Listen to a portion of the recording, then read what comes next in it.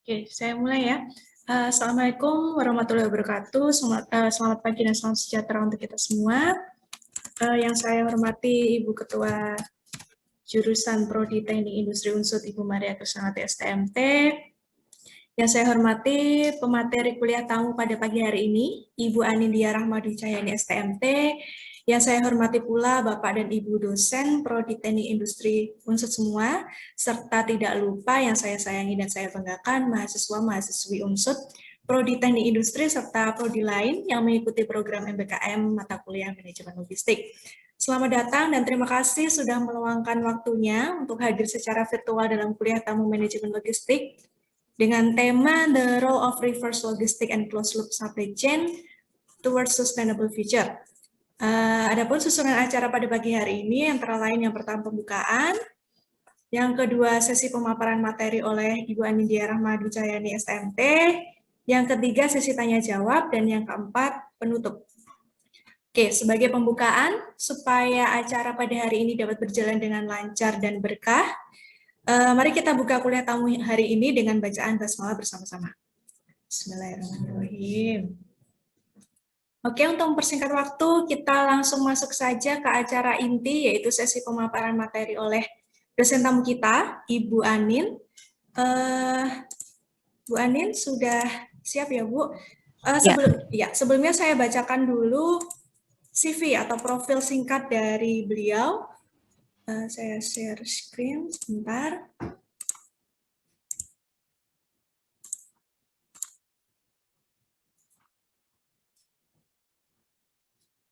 Oke, sudah terlihat ya? Ya, jadi dosen tamu kita pada pagi hari ini adalah Ibu Anindya Rahmadi Cahyani STMT atau biasa dipanggil Bu Anin. Beliau asalnya dari Solo. Kemudian beliau major subjeknya atau spesialisasinya adalah bidang logistik dan supply chain management, kemudian inventory modeling, PPIC, dan optimization. Kemudian untuk educational background-nya, ini bisa dilihat ya. Ini SMA 1 Surakarta, kemudian S1 dan S2-nya juga di UNS. Ini TMI ya, ini dari SMA sampai S2-nya satu alma mater dengan saya ya. Kemudian sekarang sedang melanjutkan S3 di ITS dengan bidang keminatannya model persediaan dengan pemulihan produk, material, dan energi pada sistem closed loop supply chain industri garment. Jadi ini nanti berkaitan dengan apa yang akan kita bahas pada pagi hari ini. Oke, kemudian working experience-nya ini dulu pernah tahun 2014 pernah KP ya di TPS 13 Sejahtera, kemudian ini tahun 2016 sampai 2018 selagi S2 juga bekerja sebagai asisten riset dosen di Center for Research in Manufacturing System atau CRIMS UNS. Kemudian mungkin beberapa sudah pada tahu ya, pada tahun 2018 April sampai November beliau pernah menjadi dosen teknik industri Unsut. Mungkin yang 2018-2017 sudah pernah merasakan diajar oleh Bu Anin waktu masih di sini. Kemudian sekarang beliau merupakan dosen di Teknik Industri Institut Teknologi Aditama Surabaya. Oke, untuk research-nya banyak sekali ini ya, international journal dan juga proceeding-nya yang sudah dipublish gitu ya. Kebanyakan semuanya berkaitan dengan inventory modeling, kemudian closed loop supply chain, dan juga green SCM kalau saya lihat ya ini. Oke. Nanti mungkin kalau mau tahu papernya gitu ya, penasaran atau tertarik dengan bidang yang digeluti ini, nanti bisa cari di Google Scholar sendiri ya, cari Bu Anindya Dwi Rahma. Banyak papernya. Oke.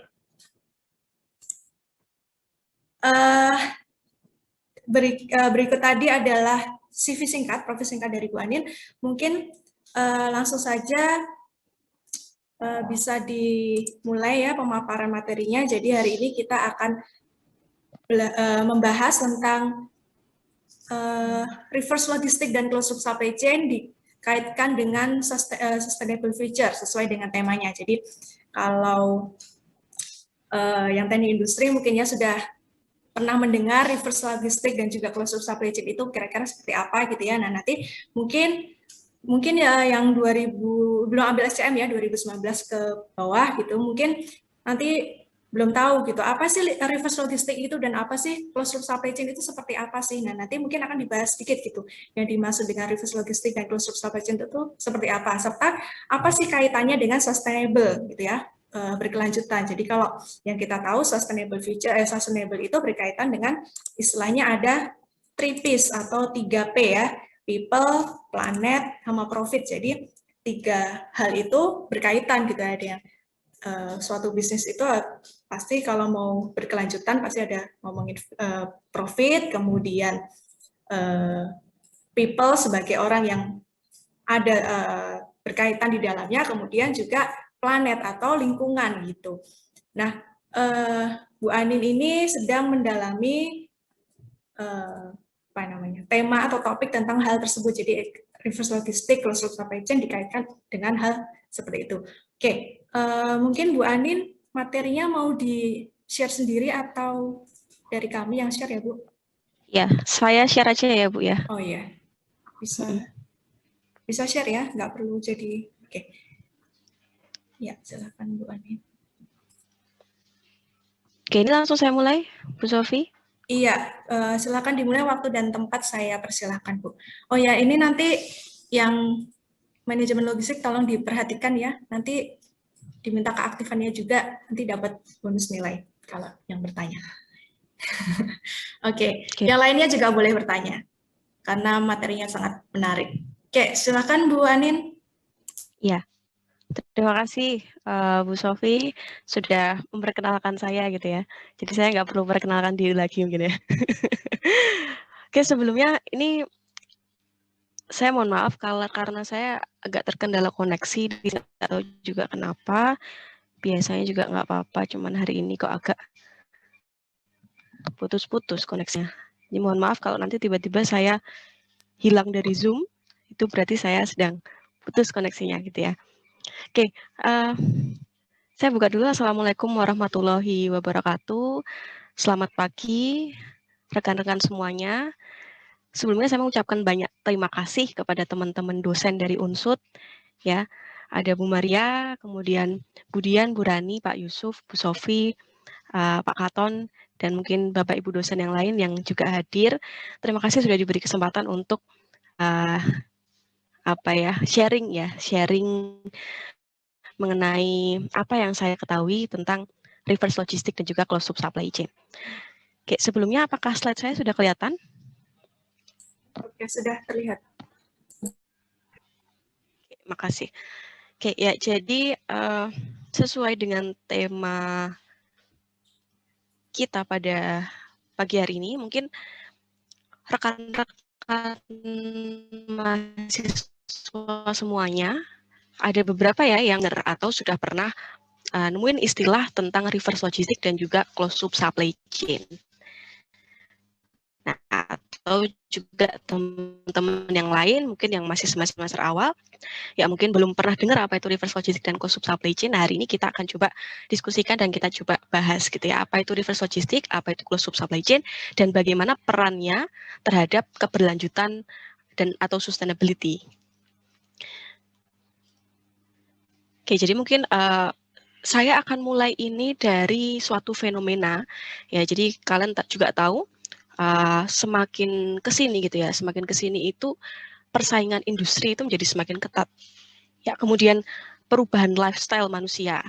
Ya, kita gitu kan karena terlalu banyak terpapar internet, kemudian terlalu banyak terpapar teknologi, itu kita sebagai manusia itu semakin menuntut adanya convenience life gitu ya.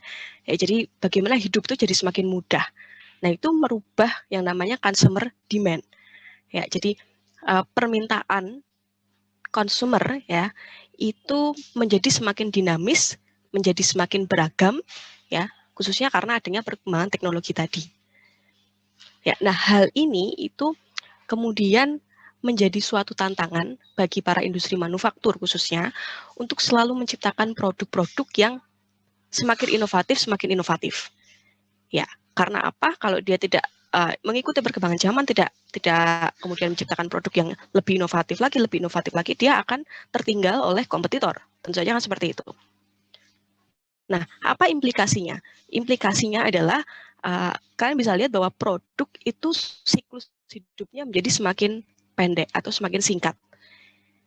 Ya, jadi mungkin kalian tahu yang dulunya kalau kita lihat gitu yang mungkin yang paling dekat dengan kehidupan kita seperti smartphone, ya itu mungkin 1 bulan sekali, 2 bulan sekali udah muncul tipe-tipe smartphone yang baru, ya.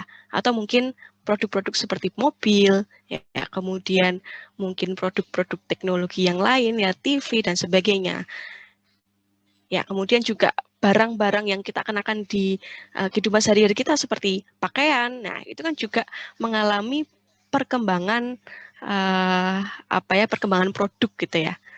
Ya, jadi siklus hidupnya jadi semakin singkat. Ya, jadi ada suatu fakta gitu ya dari dikutip dari Hanfield dan Nichols tahun 2002. Ya, jadi 40% dari revenue perusahaan itu berasal dari produk baru yang diluncurkan pada 1 tahun terakhir. Ya, dan menurut Jiang 2003 juga dulunya produk kamera digital dan camcorder yang awalnya memiliki siklus hidup 10-12 bulan di pasar, ya, jadi semakin singkat, bahkan hanya 2-3 bulan saja bisa bertahan di pasar. Ya, jadi hal ini menurut saya suatu hal yang mungkin bisa dikatakan seperti pedang bermata dua gitu ya. Jadi ada sisi yang baik, tapi ada juga sisi yang buruk. Ya, contoh-contoh lain misalnya, ini adalah contoh-contoh ilustrasi dari inovasi produk ya. Jadi produk itu mengalami perkembangan atau product development. Ya, seperti smartphone, kemudian kalian tahu pasti teman-teman ya PlayStation, ada PS1, PS2 sampai sekarang ada PS5. Tapi kalau PlayStation ini mungkin siklus hidupnya agak sedikit panjang ya, karena tidak terlalu sering ya perkembangan produknya itu sendiri. Nah, kemudian juga ada fenomena yang mungkin teman-teman juga sudah pernah dengar ya, fenomena mengenai fast fashion. Ya, fast fashion revolution. Jadi revolusi fast fashion. Nah, apa itu revolusi fast fashion? Jadi sebenarnya revolusi fast fashion ini itu muncul ketika di Amerika ya, itu demand terhadap produk pakaian itu semakin cepat dan mereka menuntut produk yang semakin quick ya, semakin quick. Artinya karena kalau kita bicara di negara-negara 4 musim, ya itu kan perkembangan atau siklus hidup dari produk pakaian itu kan singkat banget ya, karena musimnya kan berubah-ubah dan pakaian harus bisa menyesuaikan terhadap musim itu. Nah, selain itu juga adanya tren ya, tren pakaian. Kalau kalian juga lihat belakangan ini tren pakaian itu cepat banget berganti-ganti. Ya. Nah, ini kemudian menuntut para pelaku-pelaku industri khususnya di bidang retail fashion, salah satunya itu Zara. Ya, itu kemudian mencetuskan, menginisiasi yang namanya revolusi fast fashion itu. Jadi Zara itu kemudian dia melakukan berbagai strategi untuk bisa mereduksi, mempersingkat yang namanya time to market. Ya, mungkin kalau kalian tahu di supply chain ada istilah time to market, yaitu waktu yang dibutuhkan untuk suatu produk mulai dari dia di develop sampai dia bisa dibeli di pasaran. Ya, yang dulunya itu mungkin kalau fashion itu kan trennya itu kan diawali dari ini ya runway gitu ya. Runway peragaan busana gitu ya, itu kan yang memunculkan tren. Nah, kemudian baru perusahaan-perusahaan retail itu kemudian menyesuaikan tren itu. Yang dulunya mungkin butuh waktu 3-4 bulan mulai dari runway sampai produknya bisa dibeli di pasaran. Nah, tapi karena adanya fast fashion ini jadi sangat singkat. Bahkan 1-2 minggu setelah runway itu produknya sudah bisa kita beli di pasaran, bahkan di worldwide gitu ya. Jadi bahkan di seluruh dunia sudah bisa kita beli. Nah, itu kan suatu transformasi dalam bidang supply chain yang sangat signifikan ya. Jadi fast fashion ini merupakan salah satu hal yang juga menjadi transformasi terhadap supply chain. Nah, dari apa yang kita lihat tadi ya, jadi kita tahu bahwa product life cycle semakin lama getting shorter and shorter. Jadi menurut kalian apa implikasinya? Ya, jadi seperti yang saya sampaikan, pedang bermata dua, ada sisi baik dan juga ada sisi buruk. Nah, kemudian kalau kita bicara apa implikasinya terhadap lingkungan, ya, what are the implication on the environment? Nah, mungkin kalian akan kemudian tertrigger setelah melihat gambar-gambar ini. Nah, jadi apa yang ada di benak kalian kalau kalian melihat gambar-gambar seperti ini? Ya, jadi mungkin kalau kita beli, kita belanja barang, kita belanja produk, itu kita mungkin nggak memikirkan gitu ya. Barang yang sudah kita beli tadi kalau sudah nggak kita gunakan lagi, dia akan berakhir di mana? Kemudian apa yang akan ditimbulkan, apa yang akan diakibatkan oleh barang itu terhadap lingkungan kita, terhadap planet kita. Nah, itu ternyata menjadi suatu isu ya, sustainability issue yang sangat menurut saya sangat emerge gitu ya. Karena kalau misalnya ini nggak segera kita selesaikan, kan bisa bayangkan produk ini kalau nggak didaur ulang, ya itu mungkin akan akan di tempat pembuangan sampah ya, atau mungkin dia akan dibakar ya. Artinya kalau dia dibiarkan dibuang di tempat pembuangan sampah, otomatis kan lahannya menjadi semakin berkurang. Kalau misalnya dia dibakar, dia akan menyebabkan polusi pencemaran udara. Nah, bayangkan kalau sekian berapa ribu juta ton itu mungkin ya, berapa miliar ton sampah yang ada, itu dibiarkan terbengkalai, itu kan itu waste yang sangat besar sekali. Ya, kalau tidak segera kita inisiasi untuk segera mengolah hal itu, untuk segera menyelesaikan isu itu, kapan lagi gitu ya, nanti anak cucu kita udah nggak tahu lagi itu nanti seperti apa kehidupannya. Oke, nah karena di sini balik lagi saya banyak meriset ya, karena saya juga riset disertasi saya fokusnya di industri fashion, industri garment. Nah, jadi saya kasih ilustrasi juga di sini, khususnya di sektor industri tekstil dan garment. Nah, jadi ternyata industri tekstil dan garment itu menjadi penyumbang waste terbesar di dunia, bahkan setelah oil and gas company, oil and gas industry. Ya, jadi dia menyumbang waste terbesar nomor 2 di dunia.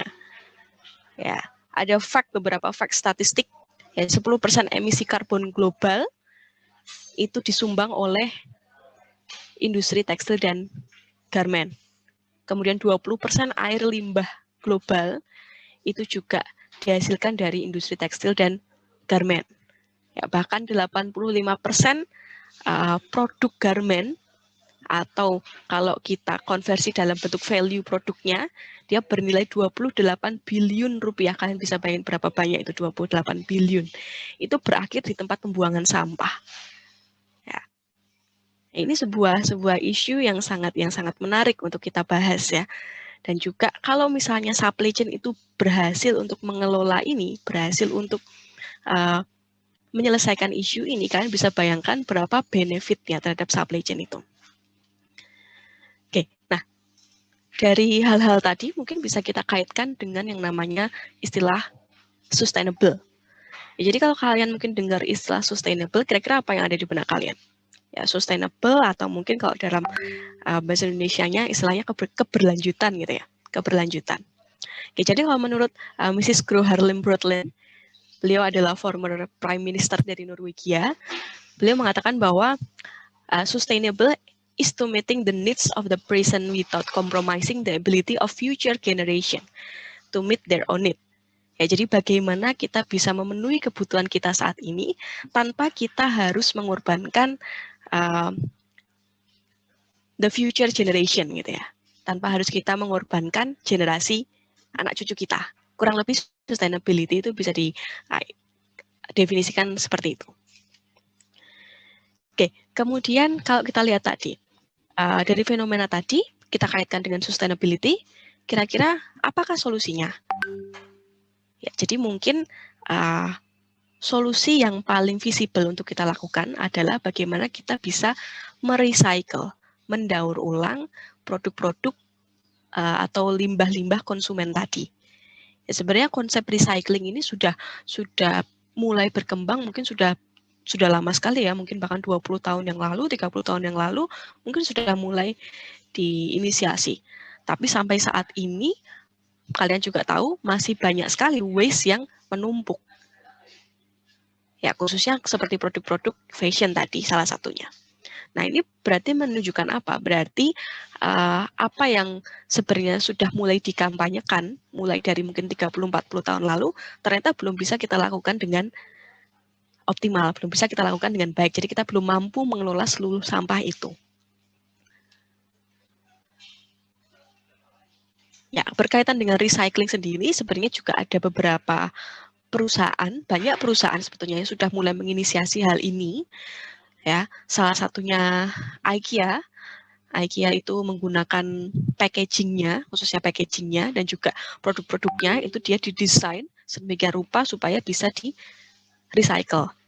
Ya, jadi dia sudah menerapkan yang namanya design for remanufacturing. Jadi produknya dari awal memang sudah didesain untuk bisa didaur ulang. Kemudian Starbucks juga mendaur ulang cups-nya ya. Jadi kemasan cup-nya itu juga dia menggunakan barang-barang yang bisa didaur ulang. Kemudian HP, kalian tahu mungkin printer HP. Ya, HP di sini juga yang pertama kali menginisiasi untuk mendaur ulang cartridge. Ya, cartridge itu kan juga waste ya. Nah, sebenarnya cartridge itu kalau sudah habis, sudah nggak bisa dipakai lagi, itu bisa dikembalikan lagi ke perusahaan HP ini contohnya, kemudian akan di-recycle oleh HP. Kemudian berikutnya ada Zara, seperti yang saya sampaikan tadi, kemudian ada Uniqlo. Ya, Uniqlo itu juga menerapkan praktik ini, ya jadi dia sudah mulai merecycle barang atau produk-produk fashionnya. Salah satunya itu Uniqlo itu merecycle produk jaket. Ya, jadi kalau teman-teman tahu, kalau di Jepang, ya Uniqlo itu kan asalnya di Jepang ya. Di Jepang itu ada yang namanya produk down jacket, down light jacket. Jadi jaketnya itu bahan baku dasarnya adalah bulu angsa. Itu digunakan untuk penghangat, teman-teman. Nah, kemudian Uniqlo mulai menginisiasi praktik recycle ini untuk merecycle produk jaketnya. Ya, jadi produk jaket itu kalau sudah nggak digunakan lagi, dia menerima, jadi retail Uniqlo, toko-toko Uniqlo yang ada di mall-mall itu, dia menerima kembali produk-produk yang udah nggak dipakai itu. Kemudian dia akan merecycle itu. Nah, itu menarik. Kemudian juga Apple, salah satunya Apple yang paling baru mungkin kalian tahu. Ada Apple itu kemudian ternyata meluncurkan refurbished iPhone. Ya, refurbished iPhone. Ya, jadi refurbished iPhone itu adalah produk-produk Apple yang mungkin dia mengalami faulty ya, mengalami kerusakan gitu ya. Tapi kemudian di-repair oleh iPhone. Di-repair oleh iPhone dan dia dijual dengan harga yang lebih murah. Nah, itu bahkan official dari iPhone-nya gitu ya. Nah, itu kan juga merupakan salah satu hal yang menarik yang sudah mulai diinisiasi oleh iPhone. Nah, kemudian bahasan kita karena kita di sini fokusnya adalah di bidang logistik dan juga supply chain-nya gitu ya. Nah, ternyata praktik-praktik recycle itu tentu saja akan merubah the overall management of its supply chain. Jadi akan merubah keseluruhan pengelolaan dari rantai pasokan barangnya. Kalian bisa bayangkan kalau yang dulunya cuman ada aliran maju ya dari supplier, kemudian ke pabrik, kemudian mungkin ke distributor, kemudian ke retailer sampai ke tangan customer gitu ya. Itu kan alirannya maju. Nah, kemudian ketika ada aliran reverse, ketika ada aliran balik dari customer kembali lagi ke pabrik misalnya. Nah, itu kan akan merubah pengelolaan dari rantai pasokannya. Mungkin akan ada tambahan pihak yang terlibat. Ya, kalau ada tambahan pihak berarti akan meningkatkan kompleksitas dari struktur supply chain-nya. Kemudian mungkin akan menambahkan biaya-biaya kaitannya dengan transportasi, distribusi, dan sebagainya. Itu hal yang challenging bagi supply chain. Ya, mungkin ini saya overview sedikit. Jadi mungkin teman-teman yang mungkin belum dapat mata kuliah logistik atau supply chain, ya, jadi saya review sedikit mengenai definisi dari supply chain itu sendiri. Ya, jadi kalau kita lihat dari terminologinya, supply itu kan artinya pasokan. Kemudian chain itu artinya rantai. Ya, kemudian supply chain itu bisa kita terjemahkan sebagai the chain of supplies of a product from the point of supply to the point of consumption, which aims to meet customer demands. Ya, jadi bisa kita katakan supply chain adalah rantai pasokan barang atau produk atau jasa mulai dari titik origin, titik asal sampai ke titik konsumsi. Di mana tujuan utama supply chain adalah untuk memenuhi permintaan dari customer. Supply chain ini tersusun atas jaringan-jaringan perusahaan-perusahaan yang mereka itu saling bekerja sama untuk membuat, menyalurkan produk atau jasa kepada konsumen akhir. Ya, rangkaian jaringan ini terbentang dari pemasok bahan mentah di bagian hulu sampai ke konsumen di bagian hilir. Ya, jadi supply chain itu kalau kita bicara mungkin balik lagi ke produk garment gitu ya, mungkin diawali dengan pemintal benang, industri pemintal benang, kemudian industri tekstil ya membuat kainnya, kemudian printing industri, kemudian garment industri untuk menjahit produknya, kemudian ke distributor, kemudian ke retailer maksud saya, kemudian baru sampai ke tangan end customer.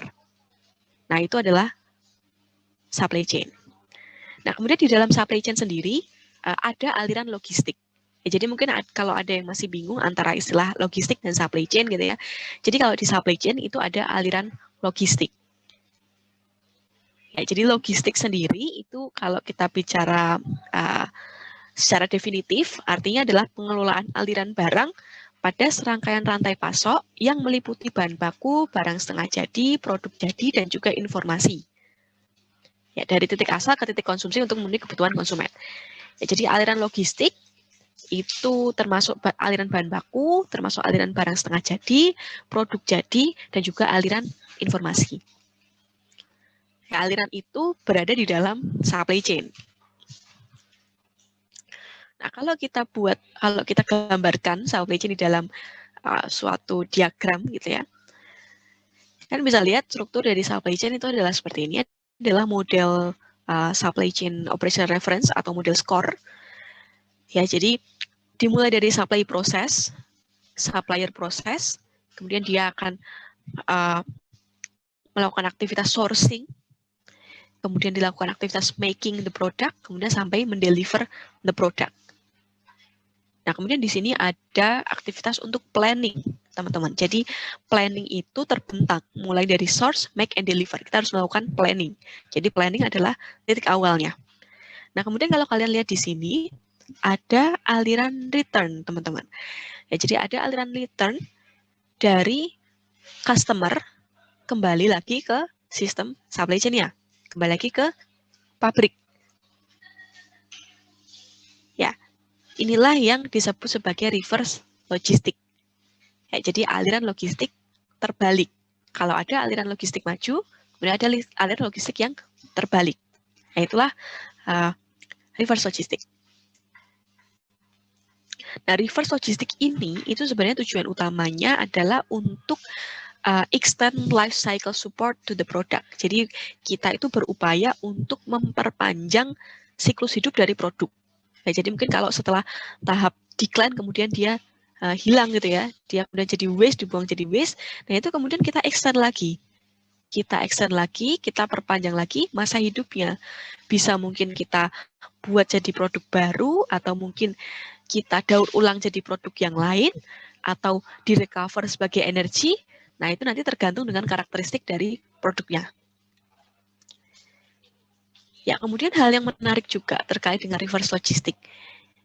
Ya, jadi khususnya di era-era e-commerce seperti sekarang, di mana kita kalau mau membeli produk itu mungkin gampang banget ya, teman-teman. Jadi mungkin yang dulu harus pergi keluar, nah sekarang tinggal ceklik dari HP, buka aplikasi, udah bisa beli apa-apa. Ya, nah kemudian adanya e-commerce ini ternyata juga memberikan dampak terhadap supply chain. Ya, jadi karena ada e-commerce ini, salah satunya akan meningkatkan jumlah produk yang dikembalikan atau di-return ke dalam supply chain. Nah, ada beberapa alasan kenapa kok produk itu di-return gitu ya oleh customer. Salah satunya yang pertama adalah kaitannya dengan alasan komersial. Ya, artinya mungkin kalian sering kalau belanja online, kemudian kan kita nggak megang produk fisiknya ya, kadang-kadang kita mungkin produk yang kita beli tidak sesuai dengan ekspektasi kita. Ya, kalau mungkin artinya apakah kalau beli sepatu misalnya, oh barangnya kekecilan, nah, itu kan akan di-return. Kemudian mungkin barang elektronik kemudian ada cacat produknya, nah itu kan akan di-return. Atau kemudian ada kesalahan ukuran, kesalahan warna, dan sebagainya. Nah, itu akan di-return. Nah, itu akan meningkatkan jumlah produk yang kembali ke supply chain itu sendiri. Dan kemudian yang kedua, karena alasan produk recalls. Ya, contohnya mungkin yang teman-teman tahu, ada produk-produk pharmaceutical drugs, jadi obat-obatan, dengan mungkin setelah beberapa saat kemudian ditemukan ternyata, oh ada side effect yang berbahaya. Nah, kemudian produk itu terpaksa harus ditarik lagi terpaksa dan harus ditarik dari pasar. Nah, kemudian juga mungkin kasus-kasus yang kita juga tahu, kasus Honda, yang menarik puluhan ribu produk Brio, karena gagal produksi salah satu partnya. Nah, itu produk yang return karena alasan produk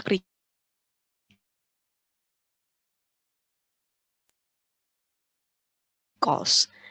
Dan yang ketiga, overstock atau poor promotion. Ya, jadi mungkin banyak juga kasus-kasus produk yang dia itu menumpuk di gudang, menumpuk di toko-toko karena kesalahan estimasi di dalam demand forecasting-nya. Jadi terlalu banyak stok yang tersisa. Ya, atau juga dikarenakan poor promotion, karena promosi yang buruk, sehingga produknya tidak terjual habis. Nah, ini juga menjadikan aliran produk return, karena produk-produk itu harus dikembalikan lagi ke pabrik. Kemudian yang keempat, karena alasan produk yang disewa atau lease. Ya, otomatis ya, kalau produk yang disewa secara otomatis akan ditarik kembali setelah masa sewanya berakhir. Contohnya mungkin kalian tahu kalau di di port gitu ya, itu empty container, jadi kontainer-kontainer kosong setelah digunakan di pelabuhan itu kan akan ditarik kembali. Nah, itu juga salah satu bentuk dari reverse logistik, karena produknya being return gitu ya. Kemudian berikutnya adalah karena alasan defective products atau warranty. Ini seperti yang saya sampaikan tadi, mungkin kalian kalau beli alat-alat elektronik, HP, laptop, kamera, dan sebagainya, mungkin akan kadang menemukan produk-produk yang cacat, part-partnya cacat, mungkin tidak bisa berfungsi sebagaimana mestinya. Nah, itu kemudian kan biasanya customer akan melakukan claim warranty. Nah, jadi akan mengklaim garansi. Nah, itu juga salah satu aliran produk return. Kemudian berikutnya produk yang kembali karena alasan end of use. Ya, jadi produk itu kembali ke pabrik karena sudah habis masa pakainya.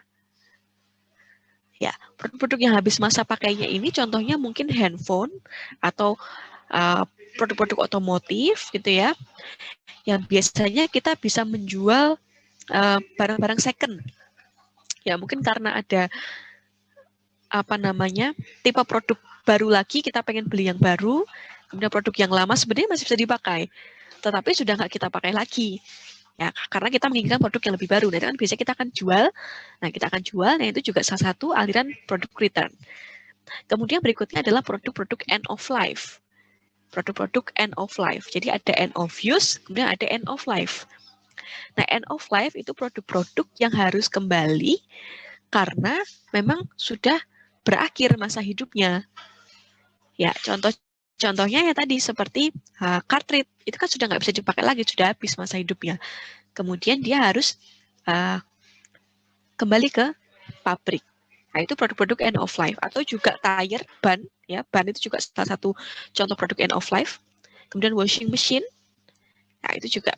Kemudian yang terakhir adalah produk yang kembali karena memang karakteristik produknya atau karakteristik materialnya itu memang reusable. Ya, contohnya seperti plastic bottle, ya, botol plastik, kemudian packaging, seperti kardus-kardus untuk packaging itu, kemudian fashion, kemudian kontainer, dan sebagainya. Jadi memang secara natural, karakteristik produknya itu memang bisa didaur ulang. Nah, itu biasanya juga menjadi aliran produk return. Nah, dari 8 hal inilah yang disebut sebagai reverse logistik. Jadi kalau kita dari istilahnya gitu ya, selain aliran logistik maju, supply chain itu juga mengelola aliran logistik terbalik atau reverse logistik. Kalau tadi kita bicara logistik adalah aliran barang mulai dari titik konsumsi, titik asal ke titik konsumsi, kalau reverse logistik kebalikannya, aliran barang dari titik konsumsi ke titik origin atau titik asal. Kalau logistik tadi tujuannya adalah untuk memenuhi customer demands, kalau reverse logistik tujuannya adalah untuk menciptakan nilai atau pembuangan produk yang proper, pembuangan produk yang tepat. Jadi untuk meng-create lagi value dari produk yang sudah decline. Dan juga mungkin untuk mengelola atau membuang produknya, membuang limbah-limbahnya secara proper, secara tepat. Jadi tidak terbengkalai di lingkungan. Seperti itu. Itu adalah reverse logistik. Ya, think about the reverse logistic of this product. Jadi mungkin kalian akan bisa membayangkan setelah tahu tadi istilah reverse logistik. Kalau kita lihat produk, kita bisa membayangkan kira-kira produk ini mungkin akan bisa di reverse, gitu ya. Mungkin seperti produk kaleng, can, gitu ya. Kemudian jaket, kemudian laptop, mobil, baterai. Nah ini produk-produk yang sebenarnya bisa di reverse. Kita bisa mengelompokkan proses atau aktivitas yang terjadi di dalam serangkaian reverse logistik. Ya, jadi kalau kita bicara reverse logistik, dia setidaknya melalui 5 tahapan atau 5 aktivitas. Mulai dari pengumpulan produknya, pengumpulan produk bekas pakai, kemudian inspeksi dan melakukan sortir terhadap produk tadi, kemudian melakukan recovery terhadap produknya, kemudian kalau misalnya ada produk yang tidak bisa di-recover, dia akan di-dispose atau dibuang secara proper. Ya, kemudian yang terakhir adalah meredistributing atau meresell. Ya, jadi mendistribusikan kembali dan juga menjual kembali produk-produk yang sudah di-recover tadi. Ini 5 tahapan di dalam reverse logistik. Ya, jadi kalau kita mulai dari collection, ya, jadi seperti yang saya bilang tadi, produk-produk return itu kan bisa bisa kembali karena berbagai alasan, ya bisa karena damage, karena seasonal inventory, kemudian karena memang sudah outdated product dan sebagainya.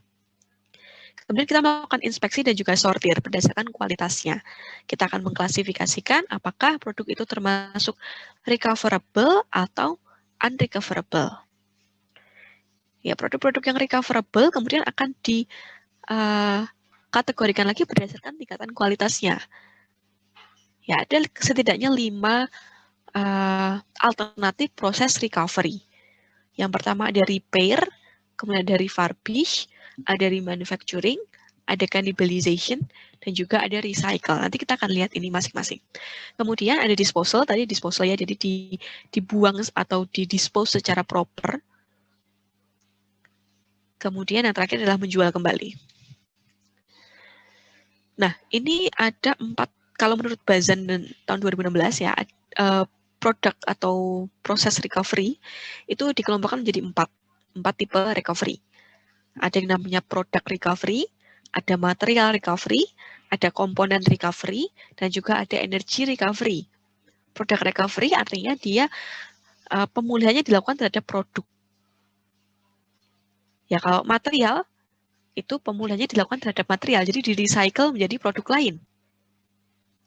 Komponen recovery itu artinya mungkin kita ambil beberapa faulty product, gitu ya, faulty komponen maksudnya, faulty komponen atau faulty part, kemudian kita akan memperbaikinya. Nah, kemudian energy recovery, ya ini juga menarik. Selain dia bisa di-recover menjadi produk baru, menjadi material baru, atau menjadi produk lain, ternyata juga bisa diambil energinya. Ya, contohnya tadi, yang contoh jaket Uniqlo tadi, dia diubah menjadi bahan bakar padat RPF untuk pengganti batu bara. Nah, kemudian kalau menurut Thierry dan kawan-kawan tahun 1995, ada 5 alternatif untuk produk recovery. Jadi ada repair, ada refurbishing, ada remanufacturing, ada cannibalization, dan juga ada recycling. Nah, masing-masing alternatif untuk proses recovery ini itu didasarkan pada karakteristik barang, kemudian volume penjualan, channel distribusi barang, dan juga ketersediaan equipment yang dimiliki oleh perusahaan. Ya, jadi kalau yang pertama kita bicara repair, mungkin kalian tahu istilah repair ya, repair memperbaiki ya. Nah, jadi kalau kita lihat dari sisi level of disassembly-nya, jadi kalau misalnya produk kembali kan, kemudian kan pasti akan di-inspect. Itu akan di-disassembly produknya. Nah, jadi akan di-disassembly menjadi komponen-komponen atau part-part. Nah, jadi kalau repair, itu level of disassembly-nya tuh product level. Ya, jadi artinya dia mungkin produknya masih sangat bagus, masih mendekati produk baru. Nah, kemudian tinggal kita repair sedikit, tinggal kita perbaiki sedikit, dia sudah bisa menjadi produk yang baru. Ya, jadi quality requirement-nya restore product to working order. Jadi dia bisa berfungsi kembali sebagaimana mestinya. Nah, kemudian yang kedua refurbish. Jadi mungkin teman-teman yang tahu tadi istilah refurbish iPhone, nah itu apa sih refurbish? Jadi refurbish itu kita merecover produk sampai ke modul level. Ya, jadi kalau apa ya, misalnya handphone atau smartphone gitu ya, mungkin kan terdiri dari beberapa modul-modul, gitu ya. Nah, modul-modul tadi mungkin ada yang faulty, ada yang rusak. Nah, itu diperbaiki. Kemudian modul-modul yang lain tetap. Nah, itu namanya produk refurbish. Nah, biasanya produk-produk hasil refurbish itu akan dijual dengan harga yang lebih murah. Artinya apa? Artinya dia tidak memenuhi demand pada pasar primary, tidak memenuhi demand pada pasar utama, tetapi digunakan untuk memenuhi demand untuk pasar sekunder. Nah, pasar yang levelnya di bawahnya. Kemudian yang ketiga adalah remanufacturing. Nah, remanufacturing itu lebih detail lagi. Dia level of disassembly-nya adalah two-part level. Jadi sampai pada tingkatan komponennya. Nah, biasanya kalau untuk remanufacturing, itu produk-produk yang di-recover akan bisa kembali lagi seperti semula. Jadi dia memiliki kualitas yang sama seperti produk yang dibuat baru dari bahan baku mentah. Gitu ya. Itu remanufacturing. Kemudian ada cannibalization.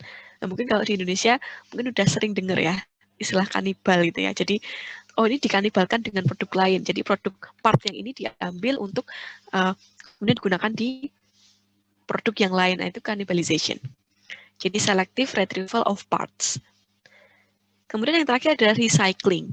Ya, kalau recycling artinya to material level. Jadi dia benar-benar 100% didaur ulang menjadi material lagi, menjadi bahan baku lagi. Ya, contohnya seperti botol plastik, kemudian seperti bahan-bahan apa tadi? Selain botol plastik, cups gitu ya, cups itu juga termasuk. Yaitu to material level. Nah, kelima product recovery option ini tentu saja harus disesuaikan tadi dengan karakteristik produknya,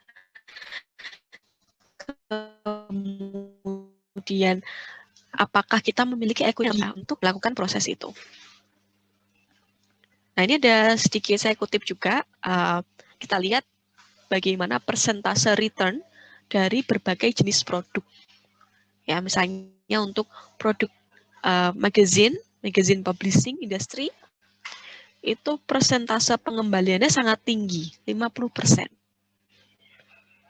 Ya, mungkin yang tahu ya koran-koran gitu ya, kemudian majalah-majalah. Nah, itu kalau di Surabaya itu banyak itu istilah rosok-rosok gitu ya. Itu salah satu bentuk dari reverse logistics sebetulnya. Kemudian book publisher, book distributor itu juga tinggi. Ya, kemudian ada printer. Nah, yang masih sangat rendah itu adalah customer electronic dan juga household chemicals. Return percentage-nya cukup rendah. Nah, kemudian kalau kita lihat tadi, sebenarnya sudah ada beberapa perusahaan kan yang melakukan praktik reverse logistik ini. Nah, ada beberapa motivasi yang mendorong perusahaan melakukan praktik reverse logistik ini. Yang pertama, karena adanya growing concern for environment pollution, jadi concern terhadap polusi-polusi lingkungan itu menjadi semakin meningkat ya. Ini juga apa ya, banyak sekali ya sosial apa pelaku-pelaku penggerak-penggerak sosial gitu ya, yang mungkin dia sangat concern terhadap isu-isu lingkungan, nah itu biasanya akan nge-push perusahaan-perusahaan tertentu untuk bisa melakukan reverse logistic. Kemudian regulation on environment, product recycling, and waste disposal. Jadi sudah cukup banyak juga negara-negara yang memberlakukan peraturan-peraturan. Ya, jadi regulasi-regulasi untuk memaksa para perusahaan-perusahaan manufaktur untuk melakukan reverse logistic. Ya, salah satunya juga kita bisa lihat di ISO 14000 tentang environment. Nah, itu diatur ya ISO 14000. Bahkan ada salah satu di ISO 14000 itu ada yang mengatur bahwa tentang ini post customer recycled content. Ya, jadi satu barang ya kalau nggak salah itu botol plastik atau apa gitu ya. Jadi diatur oleh ISO. Dalam satu botol plastik itu setidaknya dia menggunakan sekian persen produk atau material yang di recover. Jadi material yang berasal dari consumer. Namanya post consumer recycled content. Itu diatur di ISO 14000. Kemudian juga terkait yang ketiga, growing consumerism. Tadi seperti karena ada maraknya e-commerce dan sebagainya. Nah, jadi people itu orang-orang jadi semakin konsumtif, semakin pembelian itu menjadi semakin sering ya, semakin konsumtif istilahnya. Jadi akan semakin banyak produk yang menjadi limbah konsumennya akan semakin banyak. Kemudian yang terakhir adalah alasan untuk mendapatkan competitive advantage in such a highly competitive market. Ya, jadi salah satunya seperti mungkin perusahaan-perusahaan besar khususnya ini ya. Jadi mereka mulai mengkampanyekan mengenai reverse logistic ini, salah satunya untuk meningkatkan citra dan juga branding dari perusahaan dia. Nah, ini akan mungkin bisa meningkatkan saham perusahaannya. Nah, itu tentunya akan menjadi benefit yang besar kan bagi perusahaan.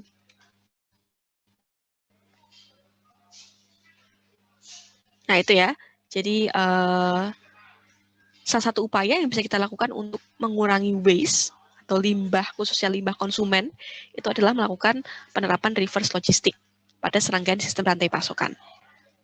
Kalau kita lihat dari sudut pandang perusahaan, praktik reverse logistic ini bisa meningkatkan citra, branding, dan menjadi salah satu cara untuk menghemat biaya produksi dan mengurangi dampak lingkungan.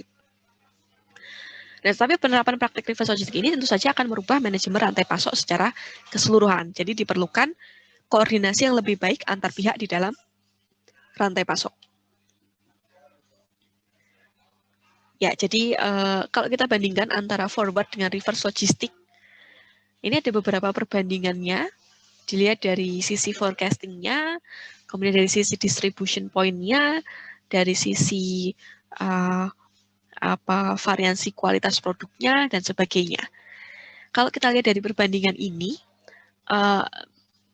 reverse logistic itu jauh lebih sulit dibandingkan dengan forward logistic.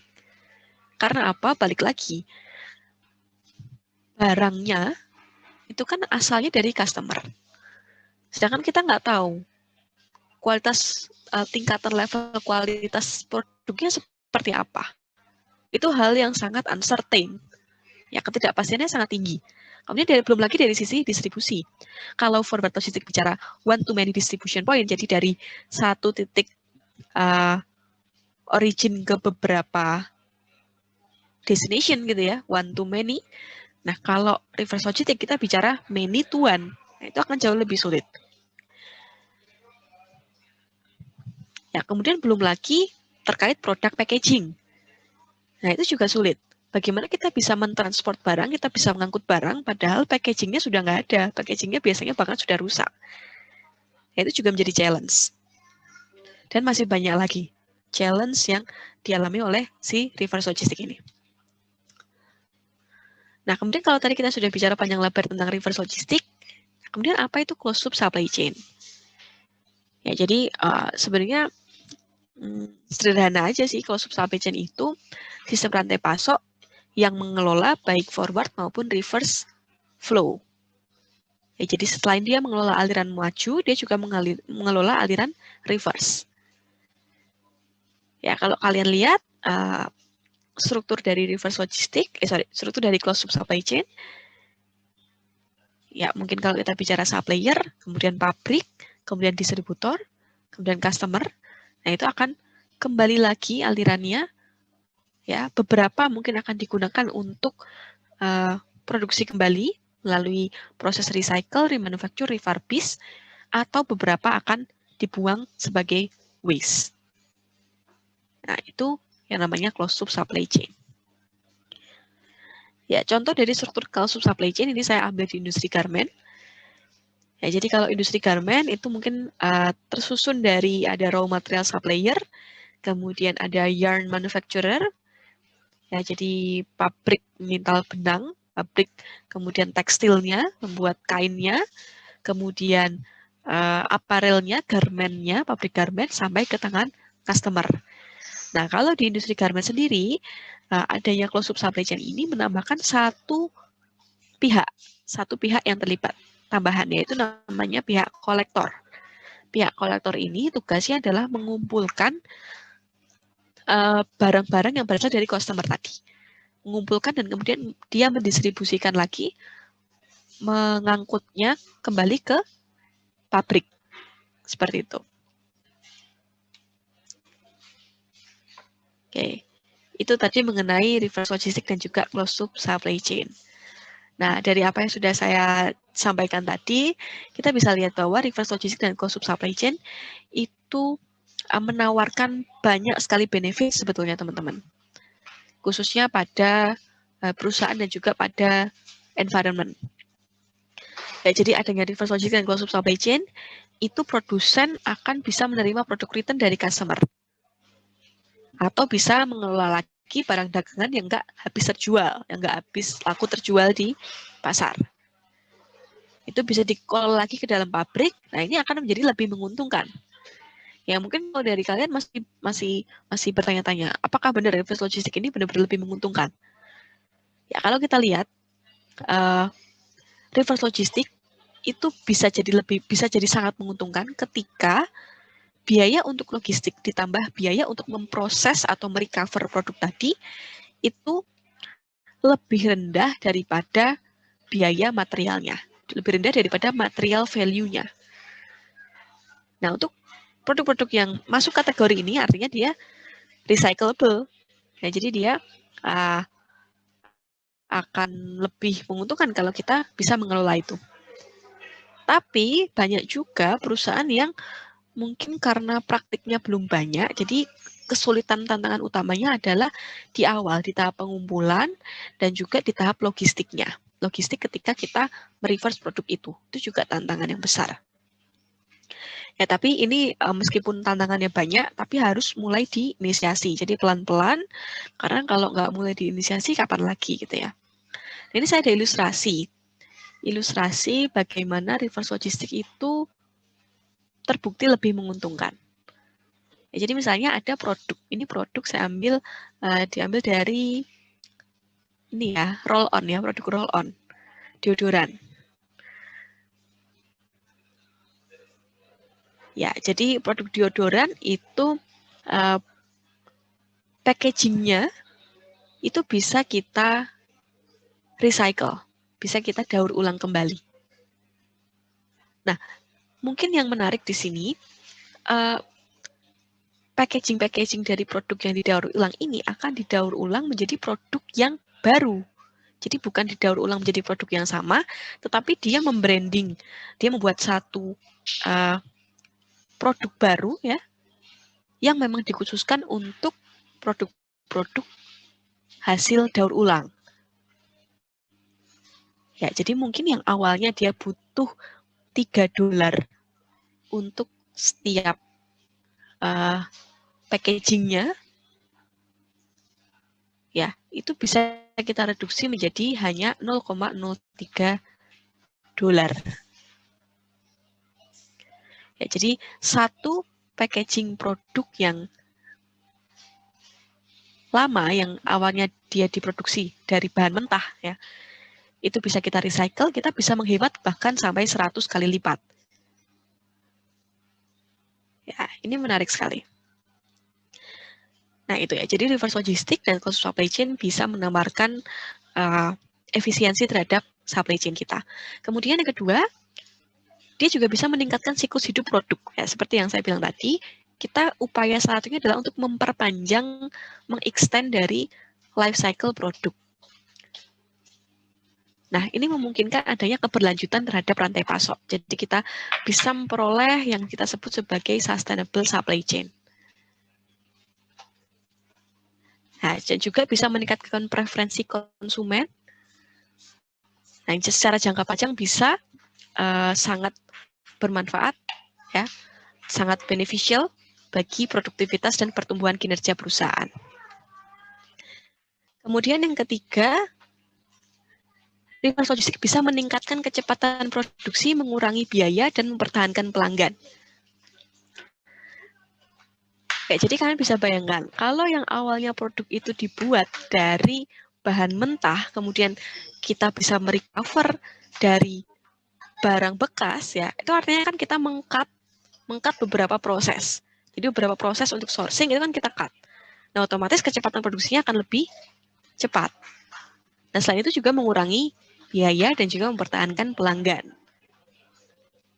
Kemudian, mengurangi penggunaan sumber daya, baik pada energi, modal, maupun bahan mentah.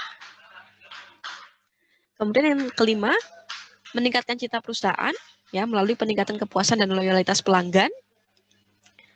Dan juga yang terakhir, berkontribusi dalam pencapaian sirkular ekonomi dan pengelolaan limbah, demi terciptanya masa depan yang berkelanjutan. Ya. Itu beberapa benefit yang bisa kita dapatkan kalau kita melakukan praktik reverse logistik dan juga closed loop supply chain. Nah, kemudian pertanyaannya, karena banyak sekali tantangan dan juga masih mungkin kita belum yakin gitu ya, apakah reverse logistik ini benar-benar bisa profitable bagi perusahaan. Nah, kemudian muncullah beberapa model-model yang bisa digunakan untuk mengukur kinerja dari reverse logistik itu sendiri. Nah, ini reverse logistik matrix yang terbagi menjadi 5 indikator. Yang pertama adalah kaitannya dengan volume dan nilai dari produk yang dijual kembali atau digunakan. Nah, ini biasanya dihitung melalui persentase produk yang berhasil kita jual kembali dari hasil daur ulang tadi terhadap keseluruhan penjualan kita. Nah, itu salah satu indikator di dalam reverse logistic matrix. Tentu saja kalau semakin tinggi persentasenya akan semakin bagus, ya. Kemudian yang kedua, persentase komponen material daur ulang pada keseluruhan produk. Ini seperti yang saya bilang tadi, yang diatur dalam ISO 14000, di mana dalam satu produk itu kalau bisa kan idealnya ya, mungkin goal utamanya adalah 100% dia terbuat dari material hasil daur ulang. Tetapi mungkin kalau untuk beberapa jenis produk mustahil untuk melakukan itu, ya artinya kita bisa ukur itu dari persentasenya. Ya, jadi berapa persen komponen digunakan dari material daur ulang dan berapa persen yang diperoleh dari bahan baku supplier. Itu kemudian ketiga, kita bisa juga lihat dari biaya pembuangan dan penanganan limbah konsumen. Jadi kita bandingkan antara kita melakukan reverse logistik dengan biaya-biaya untuk pembuangan dan penanganan limbah itu. Kemudian yang keempat, melalui ukuran persentase cost recovered. Ya, jadi kita bisa mengukur dengan kita melakukan reverse logistik, kira-kira biaya yang berhasil kita save itu berapa? Biaya yang kita recover itu berapa? Ya, termasuk kaitannya dengan biaya materialnya dan juga biaya carbon footprint, teman-teman. Ini juga menarik. Ya, jadi beberapa negara seperti UK itu dia sudah mulai meregulasi kaitannya dengan carbon footprint. Ya, jadi kalau suatu perusahaan atau suatu industri dia melebihi melebihi ambang batas dari carbon footprint atau emisi karbon gitu ya, itu dia akan kena penalti. Nah, emisi karbon sendiri itu diukur dari berbagai macam proses, dari melalui beberapa proses yang baik itu proses produksinya, baik proses transportasinya, distribusinya, sampai ke pengelolaan limbah tadi. Kemudian yang terakhir adalah menghitung total biaya energi untuk mengelola produk returns.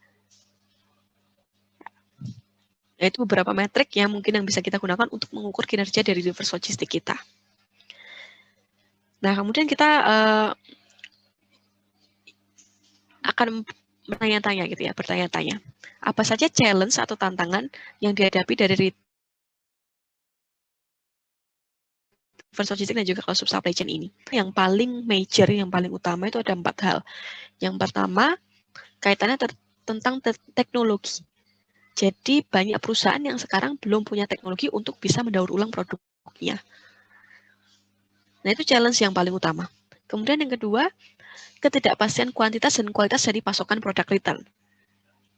Ya, jadi karena berasal dari customer, kita tidak bisa memastikan pasokannya seperti apa, ya, sehingga kita akan sulit melakukan planningnya karena tidak pasti pasokannya. Nah, ketidakpastian kualitas pasokan produk return ini sebenarnya bisa kita antisipasi dengan kita melakukan beberapa hal.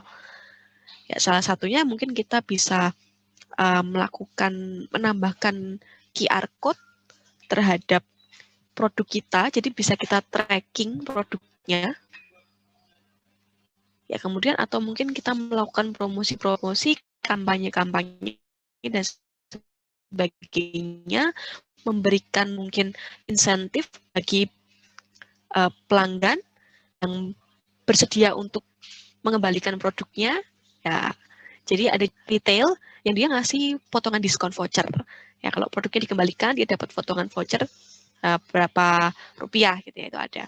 Itu salah satu upaya. Kemudian terkait dengan transportasi dan pengangkutan produk return. Ya karena titik distribusinya adalah many to one. Ya, jadi akan sulit melakukan transportasi dan pengangkutan produk return ini. Tetapi beberapa juga perusahaan itu mensiasati hal ini dengan menjadikan retailer, toko-toko di mall-mall itu sebagai kolektor produk return. Ya, jadi si customer nggak perlu susah-susah nyari tempat untuk mengumpulkan, saya mau kembali ini kemana gitu ya. Nah, bisa dia siasati dengan mengembalikan ke toko-toko retail. Jadi akan lebih mudah transportasi dan pengangkutannya. Kemudian yang terakhir adalah meningkatnya kompleksitas struktur rantai pasok. Nah, jadi karena melibatkan proses yang lebih banyak karena dari reverse logistik tadi, otomatis akan ada lebih banyak pihak yang terlibat. Ini akan meningkatkan kompleksitas dari struktur rantai pasok itu sendiri. Ya, jadi kalau kita bicara reverse logistik, itu dia tidak hanya a matter of driving the truck opposite way. Jadi tidak hanya memutar balik si truk yang dikendarai itu aja gitu ya, istilahnya gitu ya. Tapi jauh lebih kompleks daripada itu, jauh lebih challenging daripada itu. Nah, ini saya ada satu video yang menarik. Ini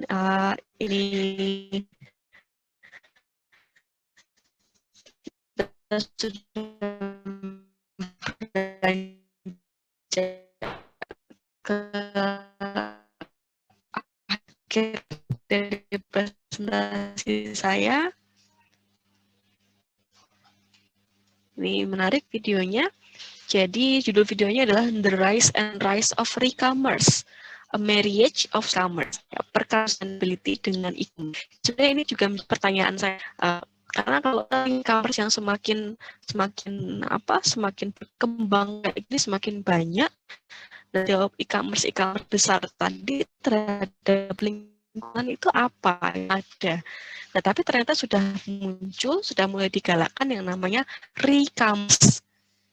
Nah, jadi re-commerce. Jadi re-commerce itu semacam e-commerce tapi jadi mengolah produk-produk bis. Itu kan dari salah satu sumber di internet bahwa the future of re-commerce is branded re-commerce. Jadi bagaimana kita bisa membranding, membuat brand ya dari produk-produk barang bekas tadi. Karena kan biasanya customer itu akan lebih tertarik ketika ada brandnya. Ya, jadi the future-nya adalah dengan kita memberikan branding terhadap e-commerce. mungkin itu yang bisa saya sampaikan. Di akhir ini saya ingin mengasih beberapa poin sebagai kesimpulan ya dari presentasi saya. Jadi dari yang sudah kita diskusikan tadi, kita bisa pahami bahwa dengan adanya reverse logistics dan juga closed loop supply chain, kita bisa mengelola, memaintain environment, dan juga secara bersamaan kita bisa mengenerate profit bagi perusahaan. Ya, reverse logistics di sini berperan dalam 3 hal. Yang pertama, dia bisa menghasilkan fewer disposed products yang bisa menjadi benefit bagi companies and the environment. Jadi mengurangi produk-produk yang dibuang di jadi limbah gitu ya. Kemudian dia juga berkontribusi di dalam alternate uses of resources by extending products normal life cycles. Jadi di samping dia menggunakan bahan material baru, dia menggunakan material yang daur ulang. Itu akan memperpanjang masa hidup dari produk. Kemudian yang ketiga adalah dia cost effective and ecologically friendly solution. Ya, jadi karena dia menggunakan produk-produk daur ulang, otomatis kita bisa meng-cut biaya untuk material. Kita bisa meng-cut biaya-biaya untuk proses beberapa tahapan. Nah, ini bisa lebih efektif dari sisi biaya produksinya. Ya, kemudian juga sudah banyak sekali perusahaan yang sudah mulai menerapkan praktik reverse logistics dan juga closed loop supply chain. Karena bagi perusahaan, praktik ini bisa meningkatkan citra dan branding, bisa melakukan efisiensi total biaya pada rantai pasok, kemudian memenuhi peraturan dan juga regulasi dari pemerintah, dan juga berkontribusi terhadap lingkungan demi masa depan yang berkelanjutan. Nah, kemudian challenge-nya, ada banyak sekali challenge tadi yang dihadapi oleh reverse logistics dan juga closed loop supply chain. Salah satunya adalah dalam hal koordinasi antar pihak di dalam closed loop supply chain. Nah, ini harus kita pastikan bahwa setiap pihak yang terlibat di dalam closed loop supply chain itu memiliki visi dan misi yang sama terkait konsep keberlanjutan ini, supaya praktik reverse logistics-nya bisa berjalan secara optimal. Oke, mungkin itu akhir dari presentasi saya. Terima kasih. Selanjutnya saya kembalikan lagi ke Bu Sofi. Iya, terima kasih Bu Anin atas pemaparan materinya. Menarik sekali ya ini ya. Reverse logistics dan closed loop supply chain jadi salah satu cabang ilmu dari supply chain management. Oke, untuk sesi berikutnya yaitu tanya jawab. Bagi mahasiswa yang sudah hadir dan ingin bertanya lebih lanjut gitu ya. Karena ini sudah jam 11 ya Bu Anin, 11 kurang 1 menit gitu. Karena waktunya kita juga terbatas, mungkin pertanyaannya itu dulu. Mungkin sebelum saya tutup masuk ke kesimpulan dan penutup, mungkin ada yang mau disampaikan Bu Maria mungkin Bu? Saya baru masuk. Hilang-hilang ini sinyal. Iya. Ya, Bu Maria baru join. Bu Anin ketemu lagi kita di sini, Bu. Ya, Bu Maria, sehat, Bu. Halo. Alhamdulillah sehat. Alhamdulillah. Oh, tadi nggak dari depan karena memang ini sinyalnya di sini sekali ini. Iya. Ya. Terima kasih Bu Anin untuk sharingnya tentang reverse logistik ya. Mungkin kita juga karena Bu Anin sekarang sedang studi lanjut jadi banyak informasi terbaru mungkin ya yang mungkin belum kita tahu gitu ya, bisa sharing ke teman-teman semua. Ini sangat bermanfaat sekali. Semoga nggak bosan-bosan ya Bu, nanti kalau misalkan kita minta untuk sharing kembali. Ya Bu, siap Bu. Mungkin itu saja Bu, tadi kan waktunya sampai jam 11, barangkali nanti Bu Anin ada keperluan lain. Iya. Mungkin saya kembalikan ke Bu Sofi. Terima kasih Bu Anin. Sama-sama Bu Maria. Terima kasih Bu Maria. Baik, untuk sesi ini sudah saya tutup ya, karena waktunya juga sudah habis. Jadi sebelum masuk ke penutup, saya coba rangkum gitu apa yang sudah disampaikan, kurang lebih apa yang sudah disampaikan oleh Bu Anin tadi. Jadi perubahan lifestyle dan perkembangan teknologi ini mengakibatkan adanya perubahan demand atau permintaan jadi yang lebih dinamis dan siklus produk yang semakin singkat, sehingga perlu produk yang lebih inovatif dan lebih agil gitu. Nah, salah satu produk yang mengalami hal ini adalah garment gitu ya, yang dinamakan revolusi fast fashion, yang dimana tergantung dari tren. Nah, implikasinya terhadap lingkungan ini adalah dia bisa mengakibatkan jadi sampah yang menumpuk dan menyumbang limbah terbesar kedua di dunia, sehingga jika kita kaitkan hal ini dengan sustainability, kita perlu melakukan recycling terhadap limbah tersebut. Nah, recycling ini kita mengakibatkan adanya perubahan dalam aliran supply chain yang konvensional. Jadi yang sebelumnya hanya forward supply chain, sekarang ada reverse logistik, dan juga ada closed supply chain yang mengelola forward dan reverse logistik. Nah, berkaitan dengan reverse logistik ini dan juga adanya kemajuan teknologi, nah e-commerce ini menjadi salah satu channel yang digunakan untuk melakukan return produk dengan berbagai alasan. Kemudian perusahaan dalam melakukan reverse logistik ini, dia punya motivasi, yaitu motivasinya yaitu concern terhadap isu lingkungan dan juga untuk mendapatkan competitive advantage. Benefitnya, perusahaan itu bisa meningkatkan siklus hidup produk, kemudian keberlanjutan supply chain, meningkatkan preferensi konsumen, meningkatkan kecepatan produk dan mengurangi biaya, serta mengurangi penggunaan sumber daya dan pencapaian sirkular ekonomi dan pengelolaan limbah. Nah, tapi di balik benefitnya tersebut, banyak juga challenge yang dihadapi karena sistem supply chain yang semakin kompleks. Oke, itu rangkuman dari materi yang sudah disampaikan Bu Anin kurang lebihnya. Terima kasih Bu Anin atas pemaparan materinya, menarik sekali ya, bisa menambah insight kita tentang salah satu cabang ilmu dari supply chain yang sudah sering kita dengar gitu ya. Jadi sekarang arah ilmunya, arah perkembangan ilmunya SCM itu adalah reverse logistik dan closed supply chain yang dikaitkan dengan sustainability. Oke, terima kasih semuanya. Jadi kegiatan hari ini semua sudah terlaksana gitu ya. Terima kasih semuanya sudah bersedia hadir dalam acara kuliah tamu hari ini. Semoga mendapatkan ilmu yang bermanfaat dan juga semoga selalu sehat-sehat semuanya dan kita bisa berkumpul lagi secara offline untuk kegiatan selanjutnya.